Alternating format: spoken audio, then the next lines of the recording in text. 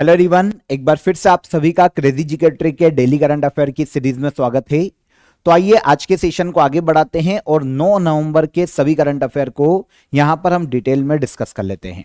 एक एक फैक्ट को, एक एक क्वेश्चन को ध्यान से सुनिए। बहुत ही इंपॉर्टेंट सेशन है, मजा आएगा। बहुत ही इंपॉर्टेंट क्वेश्चन आपको यहां पर देखने को मिलेंगे। पीडीएफ आपको क्रेजी जीके ट्रिक के एप्लीकेशन पर मिलेगी, तो वहां से आप इसे फ्री ऑफ कॉस्ट कलेक्ट कर सकते हैं। आइए शुरू करेंगे 9 नवंबर के करंट अफेयर को। सबसे पहला इंपॉर्टेंट क्वेश्चन देखिएगा, यहां पर पूछा जा सकता है एग्जाम में।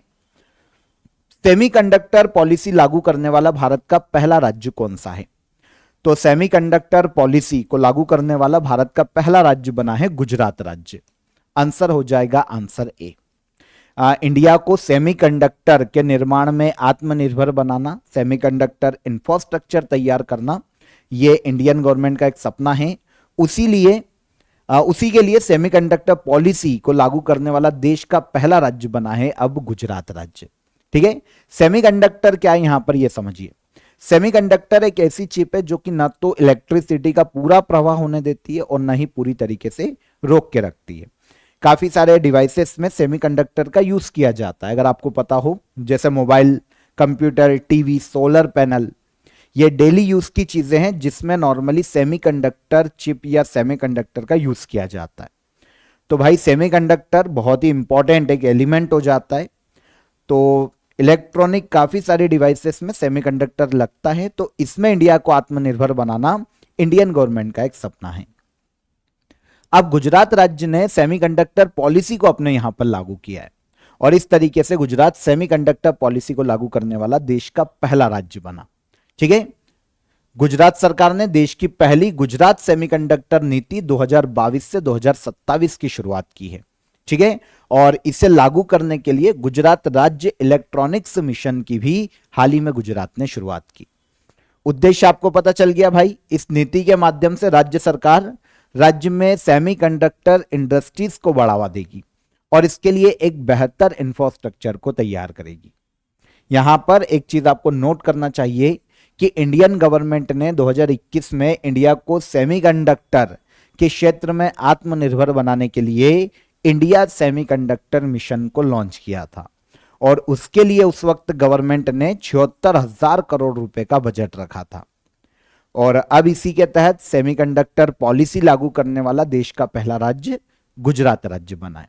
ठीक है, गुजरात का जो पॉलिसी गुजरात ने अपनाई है उसका उद्देश्य या फिर भारत सेमीकंडक्टर मिशन का उद्देश्य देखें तो भारत को सेमीकंडक्टर के निर्माण में आत्मनिर्भर बनाना इसका मुख्य उद्देश्य है।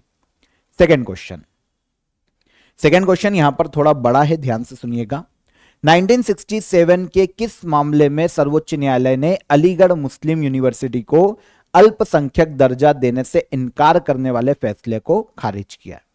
तो 1967 में S Aziz Basha versus Union of India का मामला था, जिसमें सुप्रीम कोर्ट ने क्या किया था, अलीगढ़ मुस्लिम यूनिवर्सिटी को अल्पसंख्यक का दर्जा देने से इनकार कर दिया था। अब सुप्रीम कोर्ट ने अपने उस फैसले को पलटा है। ठीक है, और सुप्रीम कोर्ट ने इस चीज को एक्सेप्ट किया है कि भैया अलीगढ़ मुस्लिम यूनिवर्सिटी को अल्पसंख्यक का दर्जा दिया जा सकता है या देना चाहिए। पूरी डिटेल हम यहां पर जानेंगे। देखिए, हाल ही में सुप्रीम कोर्ट ने अपने 1967 का जो फैसला था सुप्रीम कोर्ट का, उस फैसले को रद्द किया है जिसमें कहा गया था कि एएमयू को अल्पसंख्यक संस्थान का दर्जा नहीं दिया जा सकता। अभी मैंने आपको बताया 1967 का उसका फैसला था। ये जो उस वक्त डिसीजन दिया था ना सुप्रीम कोर्ट ने, वो S Aziz Basha versus Union of India के केस में दिया था। लेकिन अब नए फैसले में सुप्रीम कोर्ट ने कहा है कि किसी संस्थान का अल्पसंख्यक का जो दर्जा है वो केवल इसलिए नहीं छीना जा सकता कि उसकी स्थापना कानून के अनुसार हुई है या कानून लाकर उस संस्था या यूनिवर्सिटी की स्थापना की गई है। यह बोलना कि गवर्नमेंट लेकर आई थी कानून और अब उसे अल्पसंख्यक का दर्जा नहीं दिया जा सकता, यह सही नहीं है। तो सुप्रीम कोर्ट ने अपना ही फैसला बदला है। ठीक है, इंडिया जो हमारा कॉन्स्टिट्यूशन है उसका आर्टिकल 30 यहां पर आपको समझना चाहिए, उसको सुप्रीम कोर्ट ने लागू किया है। आर्टिकल 30 के अनुसार सभी अल्पसंख्यकों को अपनी पसंद के शैक्षणिक संस्थानों की स्थापना और प्रशासन का अधिकार है। अल्पसंख्यकों के हितों का यहां पर संरक्षण किया गया है फंडामेंटल राइट में, आर्टिकल 30। तो सुप्रीम कोर्ट ने उसे ही लागू किया है और कहा है कि जो यूनिवर्सिटी है वो अल्पसंख्यक दर्जा पाने की हकदार है। ठीक है, अब सुप्रीम कोर्ट के इस आदेश का असर क्या होने वाला है? तो अब अलीगढ़ मुस्लिम यूनिवर्सिटी में 50% सीटें मुस्लिमों के लिए आरक्षित होगी। ठीक है, मुस्लिम जो स्टूडेंट्स हैं, एससी, एसटी और ओबीसी छात्रों को रिजर्वेशन यहां पर नहीं दिया जाएगा। और इसके बाद जो अदर मुस्लिम यूनिवर्सिटीज है उनके लिए भी कहीं ना कहीं अल्पसंख्यक यूनिवर्सिटी का जो दर्जा है वो लगातार बना रहेगा, क्योंकि फैसला यूनिवर्सिटी के पक्ष में आया। ठीक है, आगे बढ़ने से पहले आप सभी को ऑफर ऑफ द डे बता देता हूं। यहां पर आप सभी के लिए करंट अफेयर के 1000 करंट अफेयर एमसीक्यूज 2023-24 के पीडीएफ फॉर्म में यहां पर अवेलेबल है, काफी नॉमिनल चार्जेस से। आपको 2024 में जितना भी करंट अफेयर और 2023 का, क्योंकि देखिए एसएससी या जितने भी सेंट्रल की एग्जाम है 1.5-2 साल का करंट अफेयर पूछा जाता है, तो यहां पर वो सारा करंट अफेयर आपको एमसीक्यूज फॉर्म में अवेलेबल है। ठीक है, आप प्रैक्टिस कर सकते हैं और आपका करंट अफेयर अगर तैयार है तो आप यहां पर अपनी परफॉर्मेंस को चेक कर सकते हैं। काफी नॉमिनल चार्जेस में आप इसे ज्वाइन कर सकते हैं, नीचे आपको डिस्क्रिप्शन में इसकी लिंक मिल जाएगी। और इसके अलावा देखिए 100 आवर्स जीएस की आपकी जो लिमिटेड टाइम ऑफर है वो आज खत्म होने वाला है ना। 999 में आज के दिन आपको 100 आवर जीएस का कोर्स अवेलेबल है अक्षय सर का, इसकी भी लिंक मैं आपको डिस्क्रिप्शन में दे दूंगा, आप डायरेक्ट उसे ज्वाइन कर सकते हैं वहां पर जाकर। और इन फ्यूचर हो सकता है आपको ये इस मिनिमम चार्जेस में ना मिले। चलिए आगे बढ़ेंगे। किस संस्था पर दूसरे भारतीय सैन्य विरासत किस स्थान पर दूसरे भारतीय सैन्य विरासत महोत्सव का आयोजन किया जा रहा है? तो दूसरे भारतीय सैन्य विरासत महोत्सव का आयोजन किया जा रहा है नई दिल्ली, भारत की राजधानी में। यह दूसरा भारतीय सैन्य विरासत महोत्सव है। लास्ट ईयर 2023 में जो पहला भारतीय सैन्य विरासत महोत्सव है इसका आयोजन भी नई दिल्ली में किया गया था और अब दूसरे का आयोजन भी नई दिल्ली में किया गया है।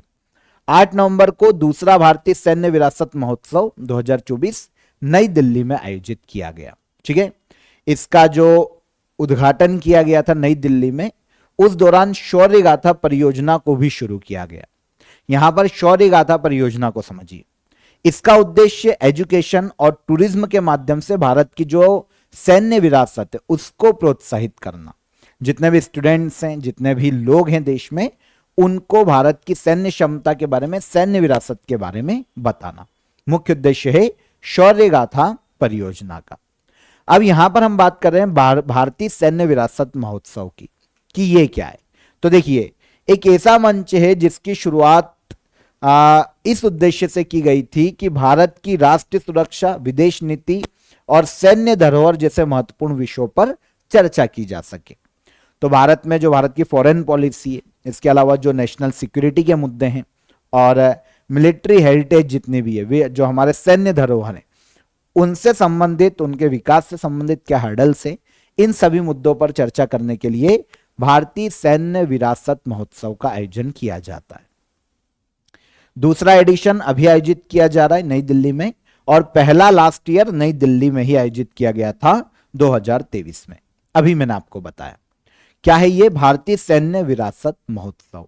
आयोजन नई दिल्ली में किया गया है दोनों बार।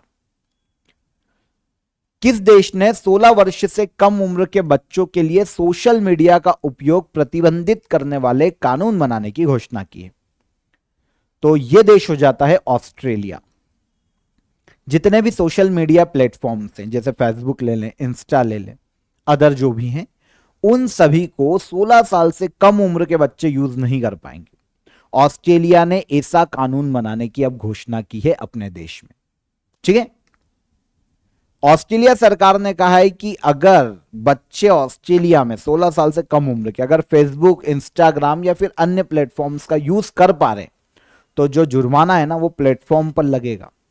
जैसे कोई फेसबुक बच्चा चला पा रहा है तो जो जुर्माना है ना ऑस्ट्रेलिया में फेसबुक पे लगेगा। इंस्टा चला पा रहा है तो जुर्माना इंस्टा पर लगेगा।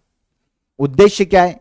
देखिए, 16 साल तक के जो बच्चे माना जाता है कि वो उस वक्त मेंटली ग्रो कर रहे होते, तो ऐसे केस में क्या सोशल मीडिया पर बहुत बार ऐसा होता है कि अनवांटेड ऐसी चीजें या फिर ऐसा कंटेंट है ना, चाहे वो वॉयलेंस से रिलेटेड हो, है ना, या फिर वो किसी और चीज से रिलेटेड हो, तो जो बच्चों को नहीं देखना चाहिए, है ना, तो इन सब को रोकने के लिए, और बच्चों का क्योंकि उस वक्त ब्रेन डेवलप हो रहा होता है, तो ऐसे केस में उनको अच्छी चीजें सिखाई जा सके, तो सोशल मीडिया से उनको दूर रखना ऑस्ट्रेलिया की पहली प्रायोरिटी है। तो ऑस्ट्रेलिया ने यह किया है कि भैया हम कानून बनाएंगे अब इसके लिए कि 16 साल से कम उम्र के बच्चे सोशल मीडिया प्लेटफॉर्म को देश में यूज नहीं कर पाएंगे। ठीक है। उत्तराखंड स्थापना दिवस कब मनाया जाता है? उत्तराखंड स्थापना दिवस हर साल मनाया जाता है 9 नवंबर को। कब मनाया जाता है? 9 नवंबर। उत्तराखंड के बारे में आपको पता होना चाहिए, कभी उत्तर प्रदेश राज्य से अलग होकर यह भारत का 27वां राज्य बना था। उत्तर प्रदेश राज्य से अलग होकर उत्तराखंड भारत का 27वां राज्य बना था। पहले देखिए, जब ये उत्तर प्रदेश से अलग हुआ था ना, उत्तर प्रदेश के उत्तरी हिस्से से जब ये अलग होकर बना, तब इसे उस वक्त उत्तरांचल के नाम से जाना जाता था, है ना।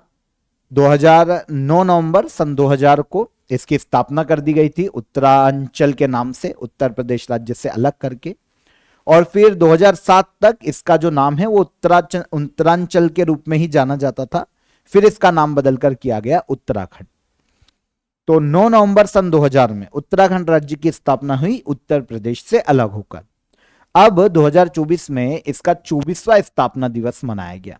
कौन सा? 24वां। ठीक है। उत्तराखंड को देवताओं की भूमि कहा जाता है, देवभूमि के नाम से जाना जाता है ना।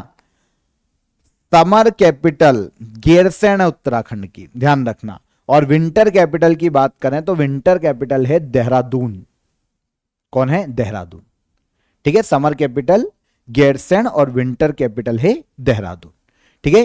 तो यहां पर एक क्वेश्चन पूछा जा सकता है कि उत्तराखंड राज्य का स्थापना दिवस कब मनाया जाता है? तो यह मनाया जाता है 9 नवंबर को। इंपॉर्टेंट क्वेश्चन है, पूछा जा सकता है, तो आपको याद रखना चाहिए। सन 2000 से काउंट कर लेना एक बार आप इसको। 2000 में अगर स्थापना हुई है तो 24वां स्थापना दिवस होना चाहिए। एक बार आप इसको करेक्ट कर लीजिएगा। ठीक है, देख लीजिएगा, कल मैं इसको आपको करेक्ट करवा दूंगा। राज्यपाल की बात करें उत्तराखंड की, तो उत्तराखंड के राज्यपाल है गुरमीत सिंह, है ना। और मुख्यमंत्री की बात करें तो पुष्कर सिंह धामी। किसके? उत्तराखंड के मुख्यमंत्री। प्रमुख स्थल की बात करें तो 4 धाम यहां पर देखने को मिल जाते हैं, जैसे बद्रीनाथ, केदारनाथ, गंगोत्री और यमुनोत्री। 4 धाम है यहां पर। ठीक है। उत्तराखंड का स्थापना दिवस पहले भी एग्जाम में पूछा गया है, याद रखना। देखिए, पहले भी एग्जाम में आया है। तो 9 नवंबर को उत्तराखंड का स्थापना दिवस मनाया जाता है। कौन सा स्थापना दिवस है, एक बार मैं कल आपको कंफर्म करके कल के सेशन में कवर कर दूंगा। निम्न में से कौन हुरून इंडिया परोपकारी सूची, या फिर आप भी कमेंट में बता सकते हैं कि उत्तराखंड राज्य का कौन सा स्थापना दिवस 2024 में बनाया जा रहा है। ठीक है। चलिए, निम्न में से कौन हुरून इंडिया परोपकारी सूची 2024 में पहले स्थान पर रहा है? तो हुरून इंडिया परोपकारी सूची 2024 में पहले स्थान पर रहा है कौन? तो ये पहले स्थान पर रहे हैं शिव नादर एवं फैमिली। परोपकारी सूची, परोपकारी सूची जानते हैं क्या होता है? किसने कितना दान दिया है, इस आधार पर लिस्ट को तैयार किया जाता है। तो हुरून इंडिया परोपकारी सूची 2024 में पहले स्थान पर शिव नादर एवं फैमिली को रखा गया है। अगर शिव नादर और उनकी फैमिली की बात करें तो 2024 में इन्होंने 2153 करोड़ रुपए का दान किया। किसने? शिव नादर एंड फैमिली ने 2153 करोड़ रुपए दान किए हैं। हुरून इंडिया जो सूची निकालती है उसमें इंडिया के जितने भी दानवीर हैं, जो दान करते हैं सबसे ज्यादा, उसके आधार पर इस लिस्ट को निकाला जाता है। सबसे पहले नंबर पर 2024 की लिस्ट में रखा गया शिव नादर और उनकी फैमिली को, जिन्होंने सबसे ज्यादा दान किया, डोनेशन किया। सेकेंड नंबर पर मुकेश अंबानी को इस लिस्ट में रखा गया है, जिनका 2023-24 में जो दान है वो 407 करोड़ रुपए। दूसरे नंबर पर आते हैं कौन? मुकेश अंबानी, है ना। लिस्ट में तीसरे स्थान पर बजाज फैमिली रही है, जिन्होंने 352 करोड़ रुपए दान किए। बजाज फैमिली 352 करोड़ रुपए इन्होंने दान किए। ठीक है। हुरून इंडिया परोपकारी सूची एक विशेष सूची है जिसमें भारत के सबसे बड़े दानकर्ताओं का उल्लेख किया जाता है। तो पहले नंबर पर कौन है हुरून इंडिया की परोपकारी सूची में? तो पहले स्थान पर आ जाते हैं कौन? Shiv Nadar and family. Second पर कौन? मुकेश अंबानी, क्योंकि वो काफी सुर्खियों में रहते हैं तो एग्जाम में पूछा जा सकता है। आगे बढ़ेंगे। देखिए पहले भी ये क्वेश्चन पूछा गया है ना, यहां पर मैं आपको रेफरेंस देता हूं एक क्वेश्चन का। एसएससी जीडी में उस वक्त 2020 में जो भी परोपकारी रहे थे टॉप पर, उनके बारे में यहां पर क्वेश्चन पूछा गया था। तो एसएससी में इससे रिलेटेड क्वेश्चन आता है, याद रखना। 83वें इंडियन रोड कांग्रेस के वार्षिक अधिवेशन का उद्घाटन किसने किया है? 83वें इंडियन रोड कांग्रेस के वार्षिक अधिवेशन का जो इनॉग्रेशन है उससे उसका श्रेय दिया जाता है नितिन गडकरी को, क्योंकि भारत के सड़क परिवहन मंत्री है कौन? नितिन गडकरी। ठीक है। इंडियन रोड कांग्रेस के 83वें वार्षिक अधिवेशन का जो आयोजन है छत्तीसगढ़ के रायपुर में हाल ही में किया गया। ठीक है ना। इस अधिवेशन की शुरुआत केंद्रीय सड़क एवं परिवहन मंत्री नितिन गडकरी के द्वारा की गई। इनॉग्रेशन किया है, शुरुआत की है। ठीक है। अधिवेशन में सड़क निर्माण, रोड कंस्ट्रक्शन, ठीक है, रोड सेफ्टी से जुड़े जितने भी एक्सपर्ट हैं, जितने भी इंजीनियर्स हैं, जितने भी ऑफिसर्स हैं, जो भी साइंटिस्ट हैं, उन सभी ने भाग लिया और सड़क निर्माण और सड़क सुरक्षा की नई नई टेक्नोलॉजी पर यहां पर चर्चा की गई। एक्चुअल में इंडियन रोड कांग्रेस का आयोजन किया ही इसलिए जाता है ताकि सभी एक्सपर्ट्स को एक साथ लाया जा सके और क्या क्या हर्डल है ना, इन पर चर्चा की जा सके। सड़क निर्माण की नई नई टेक्नोलॉजीज कौन सी है उन पर चर्चा की जा सके। तो इन पर बात करने के लिए all over Indian road Congress का आयोजन किया जाता है। इस साल इसका 83वां वार्षिक अधिवेशन है। आयोजन कहां पर? यह इंपॉर्टेंट क्वेश्चन हो जाता है, छत्तीसगढ़ के रायपुर में। और उद्घाटन किसने किया या शुरुआत किसने की? तो केंद्रीय सड़क परिवहन मंत्री नितिन गडकरी। आपको पता होना चाहिए कि इंडियन रोड कांग्रेस कॉन्फ्रेंस जो है उसकी शुरुआत भारत में की गई थी 1934 में। ठीक है। यह जो इंडियन रोड कांग्रेस है ना, एक संगठन है जो कि भारत में सड़क परिवहन और सड़क निर्माण के क्षेत्र में पॉलिसी मेकिंग का काम करता है और स्पेशली रिसर्च करके जो सड़क परिवहन मंत्रालय है उसको सिफारिशें देने का काम करता है। इसकी स्थापना 1934 में की गई थी। ऐसा एक क्वेश्चन इसकी स्थापना से भी पूछा गया है, भारतीय सड़क कांग्रेस की स्थापना कब की गई थी? तो कब की गई थी? 1934 में, है ना। नवंबर 2024 में किसे तीसरे रोहिणी नैयर अवार्ड से सम्मानित किया गया? तो देखिए ग्रामीण क्षेत्र में, है ना, ग्रामीण क्षेत्र में विकास के लिए जिन्होंने भी काम किया हो उन्हें रोहिणी नैयर अवार्ड से सम्मानित किया जा सकता है। यहां पर पहली प्रायोरिटी यह है कि ग्रामीण क्षेत्र में विकास के लिए कैसा भी काम किया, मतलब किसी भी सेक्टर में पर विकास के लिए काम किया, तो उसे दिया जा सकता है रोहिणी नैयर अवार्ड। ठीक है। अब यहां पर समझिए कि 2024 में यह जो अवार्ड है यह अनिल प्रधान को दिया गया। Answer D. किसे? अनिल प्रधान, रोहिणी नैयर अवार्ड। देखिए अनिल प्रधान को यह पुरस्कार ग्रामीण क्षेत्रों में साइंस, टेक्नोलॉजी, इंजीनियरिंग और मैथमेटिक्स की एजुकेशन में बेहतरीन योगदान के लिए दिया गया है। मतलब इन चारों सेक्टर में एजुकेशन के लिए काम किया है अनिल प्रधान ने। तो मैंने आपको शुरुआत में ही बताया है कि ग्रामीण क्षेत्र में विकास के लिए कोई किसी भी प्रकार के विकास में अगर योगदान दिया है तो उसे रोहिणी नैयर अवार्ड दिया जा सकता है। कहां से बिलोंग करते हैं अनिल प्रधान? तो ये ओडिशा के एक सामाजिक कार्यकर्ता है, सोशल वर्कर है ओडिशा के। अब यहां पर आपके दिमाग में आएगा रोहिणी नैयर अवार्ड के बारे में। तो देखिए एक अर्थशास्त्री थी भारत में रोहिणी नैयर, इनके सम्मान में रोहिणी नैयर फाउंडेशन के द्वारा दिया जाता है। 2022 से दिया जा रहा है रोहिणी नैयर अवार्ड। ठीक है। ग्रामीण विकास के में ऐसे लोग जो कि 40 वर्ष से कम उम्र के हैं और ग्रामीण विकास में जिन्होंने योगदान दिया तो उन्हें दिया जा सकता है। 2022 में पहला जो अवार्ड था, देखिए रोहिणी नैयर फाउंडेशन ये अवार्ड देता है, पुरस्कार राशि हो जाती है 10 लाख रुपए। 2022 में शुरुआत की गई है, तो 2022 में पहला रोहिणी नैयर दिया गया था अवार्ड सेथरिचम संगतम को, पहला। फिर 2023 में दूसरा दिया गया दीनानाथ राजपूत को, जो कि छत्तीसगढ़ में आदिवासी महिलाओं के लिए जिन्होंने जीवन को बदलने के लिए काम किया है ग्रामीण क्षेत्रों में। तो ये 2023 में दीनानाथ राजपूत, और अब 2024 में कौन? अनिल प्रधान। ठीक है, रोहिणी नैयर अवार्ड। आगे आइए, QS world university ranking Asia 2025 में कौन सा यूनिवर्सिटी पहले स्थान पर रही है? तो QS world university ranking Asia की यूनिवर्सिटी के लिए एशिया 2025 रैंकिंग को इसने जारी किया है। कौन सी यूनिवर्सिटी कितने परफॉर्मेंस के आधार पर कितनी टॉप पर है, इस आधार पर, मतलब परफॉर्मेंस कितनी अच्छी है।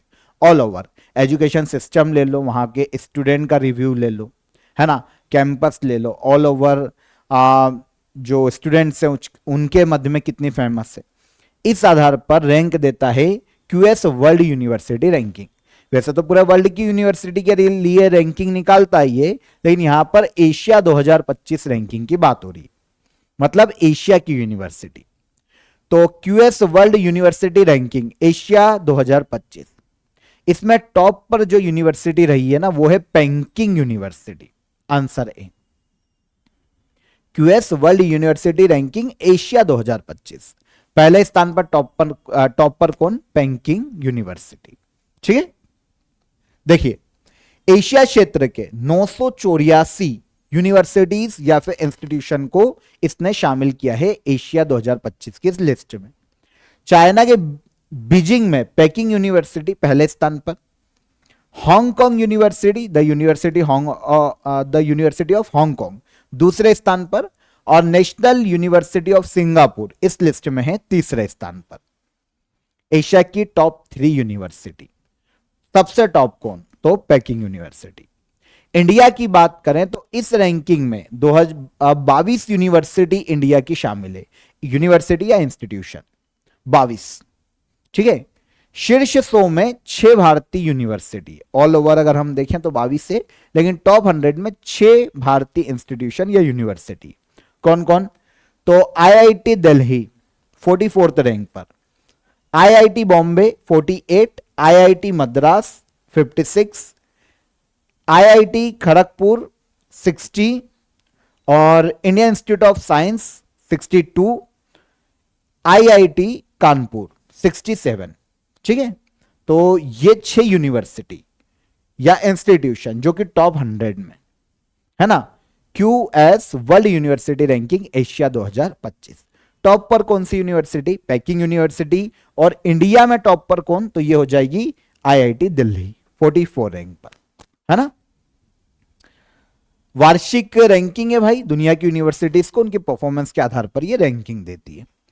Last question, world soft tennis championship 2024 में किस भारतीय खिलाड़ी ने सिल्वर मेडल जीता है?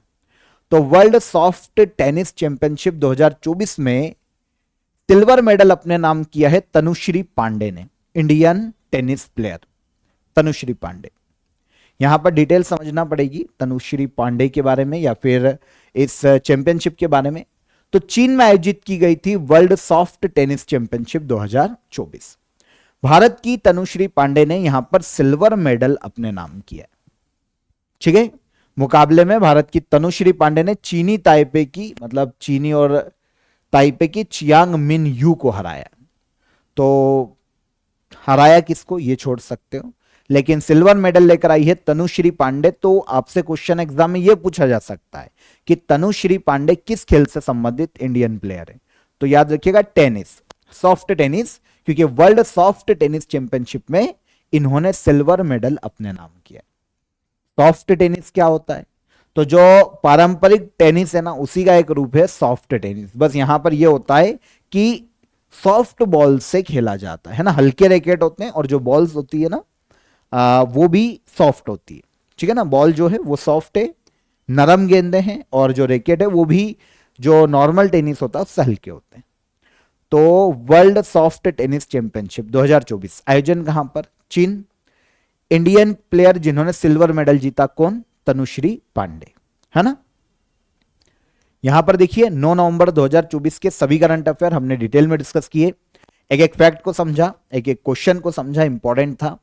अब हम बात करेंगे लास्ट डे के जो हमारे करंट अफेयर थे उसके रिवीजन की, है ना। वर्ल्ड सॉफ्ट टेनिस चैंपियनशिप में ये याद रखिएगा 1975 में इसकी शुरुआत की गई थी और इंटरनेशनल सॉफ्ट टेनिस फेडरेशन इसका आयोजन करता है। चलिए रिवीजन पर चलते हैं लास्ट डे के करंट अफेयर के। 7 नवंबर को किसकी याद में राष्ट्रीय कैंसर जागरूकता दिवस मनाया जाता है? तो यह मनाया जाता है मैरी क्यूरी की याद में, है ना, कल पढ़ा था हमने। हाल ही में किस राज्य में निंगोल चकोबा उत्सव मनाया गया? तो यह मनाया गया है मणिपुर राज्य में। मध्य प्रदेश राज्य सरकार ने राज्य की सरकारी नौकरी में महिलाओं को कितने प्रतिशत आरक्षण देने को मंजूरी दी? तो यह है 35% रिजर्वेशन। 7 नवंबर 2024 में वन रैंक वन पेंशन योजना को 10 साल पूरे हुए हैं। शुरुआत कब हुई थी? 7 नवंबर 2015 में। सुप्रीम कोर्ट ने किस वर्ष तक राजस्थान में बाल विवाह उन्मूलन का लक्ष्य रखा है? तो यह लक्ष्य रखा गया है 2030 तक का। Book Ratan Tata a life किसके द्वारा लिखी गई है? तो इस बुक को लिखा है थॉमस मैथ्यू ने। भारत की पहली India first red dot site pistol का नाम क्या है? तो फैंटम, आंसर ए। ठीक है। हेनले पासपोर्ट इंडेक्स 2024 जो अभी जारी किया गया उसमें भारत की रैंक क्या है? तो यह रैंक है 83। भारत सरकार ने उत्तराखंड में जलापूर्ति और अन्य सेवाओं को बेहतर बनाने के लिए एशियाई विकास बैंक ने कितने $1 मिलियन के ऋण समझौते पर हस्ताक्षर किए हैं? तो उत्तराखंड में जलापूर्ति और अन्य जो सर्विसेज है उनको बेहतर बनाने के लिए एशियाई विकास बैंक और भारत के मध्य में $200 मिलियन का समझौता हुआ है। मध्य प्रदेश और किस राज्य ने चीता परियोजना के लिए संयुक्त कॉरिडोर प्रबंधन समिति का गठन किया है? तो मध्य प्रदेश और राजस्थान, है ना। ये सारे क्वेश्चन कल के सेशन में हमने समझे थे। अब हम क्वेश्चन ऑफ द डे का आंसर लेंगे। देखिए, माउंट एवरेस्ट को नेपाल में सागर माथा के नाम से जाना जाता है। ठीक है। पहला क्वेश्चन, भारत का एकमात्र सक्रिय ज्वालामुखी बैरन द्वीप है ना, अंडमान में बैरन द्वीप एकमात्र सक्रिय ज्वालामुखी। प्रबोवो सुबियांतो किस देश के प्रेसिडेंट हैं? तो ये इंडोनेशिया के प्रेसिडेंट है प्रबोवो सुबियांतो। ठीक है। तीनों क्वेश्चन के आंसर मिल गए। अब आज के question of the day, Jahangir के शासनकाल में आने वाला पहला अंग्रेज कौन था? 2026 में कॉमनवेल्थ गेम्स का आयोजन कहां किया जाएगा? और 2023 में किसे 53वां दादा साहब फाल्के अवार्ड से सम्मानित किया गया था? तीनों ही क्वेश्चन के आंसर कमेंट में कीजिएगा। बहुत ही इंपॉर्टेंट सेशन है और बहुत ही इंपॉर्टेंट क्वेश्चन है। ये आपको कहीं ना कहीं स्टैटिक पोर्शन से एग्जाम में देखने को मिलेंगे। ठीक है। तो सेशन कैसा लगा ये भी बताइएगा। सेशन पसंद आया हो तो वीडियो को लाइक और शेयर कर दीजिए। चैनल पर पहली बार आए हैं तो सब्सक्राइब कर लीजिए। फिर मुलाकात करेंगे नेक्स्ट डे के करंट अफेयर में। तब तक अपना ख्याल रखिएगा। जय हिंद, जय भारत।